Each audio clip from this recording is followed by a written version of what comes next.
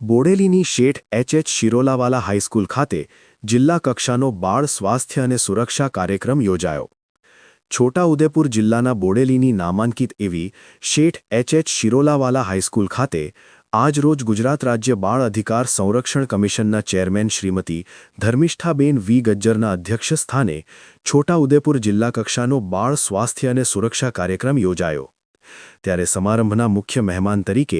જિલ્લા પ્રાયોજના અધિકારી શ્રી કલ્પેશ શર્મા તેમજ અતિથિ વિશેષ તરીકે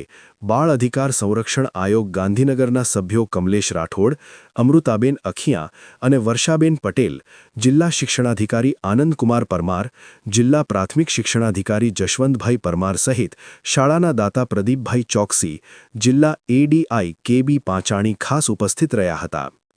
આશા ન્યૂઝ ગુજરાતી રિપોર્ટ ઝહીર સૈયદ, બોડેલી, છોટાઉદેપુર. ધર્મિષ્ઠાબેન ગજ્જર, ગુજરાત રાજ્ય બાળ અધિકાર સંરક્ષણ આયોગ ચેરપર્સન.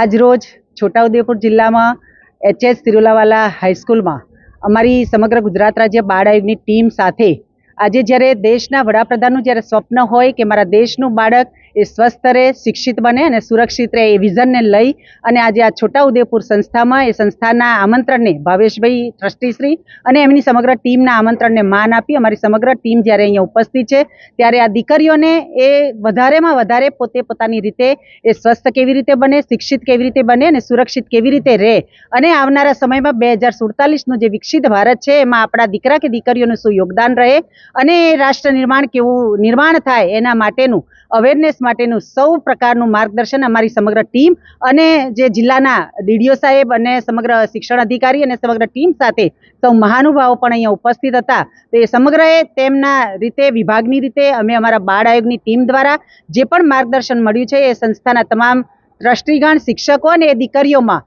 એ સંસ્થા વધારે ને વધારે પ્રોગ્રેસ કરે અને આગળ વધી એ સમાજ અને દેશમાં આ સંસ્થાનું નામ રોશન થાય એ માટેનો અમારો આજનો આ પ્રયાસ હતો. એટલે સમગ્ર સંસ્થાની ટીમનો પણ હું હૃદયપૂર્વકથી આભાર અને અભિનંદન કરું છું કે આ કાર્યક્રમમાં અમે અહીંયા બોલાવ્યા અને અમારું માન સન્માન કરી અને આ દીકરીઓને આવું માર્ગદર્શન આપવા માટેનું